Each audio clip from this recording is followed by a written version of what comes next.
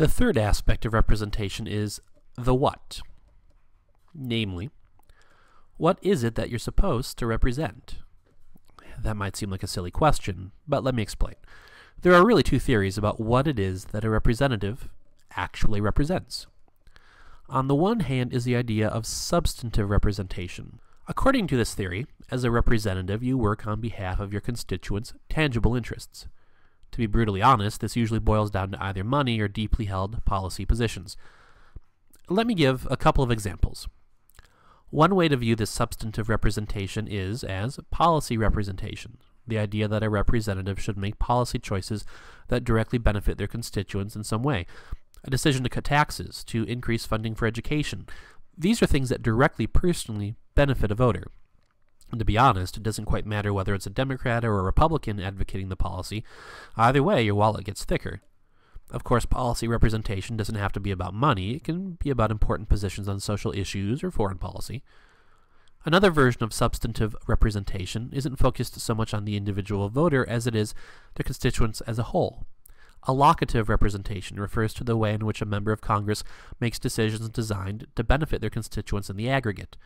A member of Congress, for example, who makes sure that a military base in their district doesn't close, or who makes sure that a piece of legislation includes money for a new bridge or highway project back home.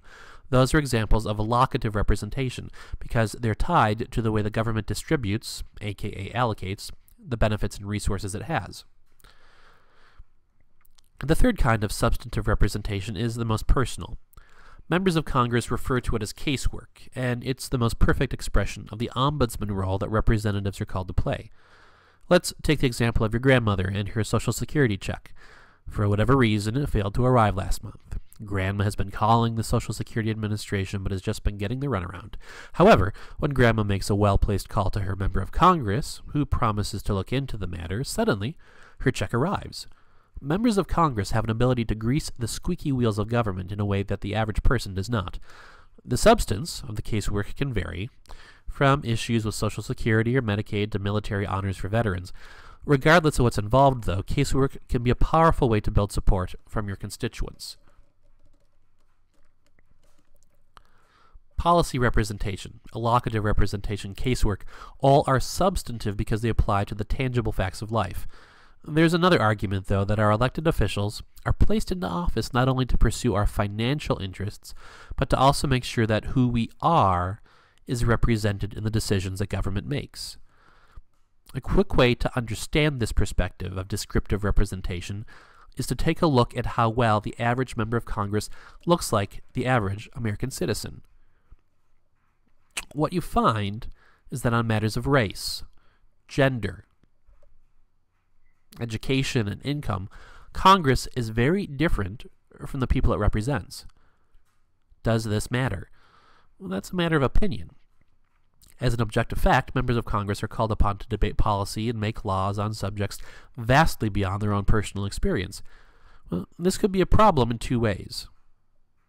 First is an issue of fairness. Does it offend our sense of fairness and justice if laws are being made that affect a whole group of people without their having any significant input into the process? We could draw upon the example of an overwhelmingly male Congress passing laws about abortion, but really there are all sorts of policy areas with the same challenge: immigration, welfare, and gay marriage, to name just a few. The other problem of representatives on the whole, being unlike those they represent, boils down to a question of wisdom. Does the presence of this gap in our system compromise our ability to make good policy?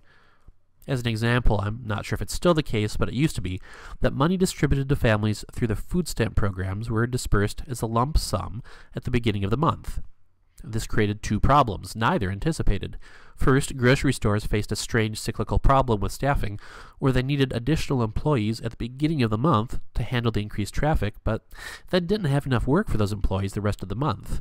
Second, by distributing food stamp money at the start of the month alone, it made it very difficult for families receiving those dollars to plan wisely and to have high nutrition and highly perishable fruits and vegetables available throughout the month. Was this problem driven in part by the fact that essentially no members of Congress have ever had to be on food stamps? Perhaps.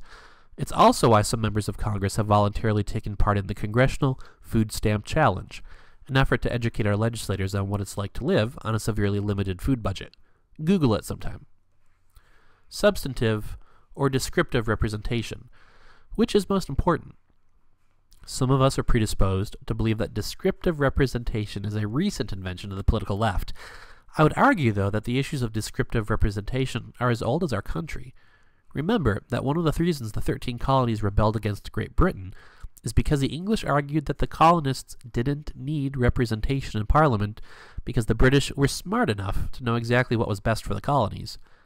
Our response to that political hubris stands as one of the most well-known political phrases of all time: no taxation without representation.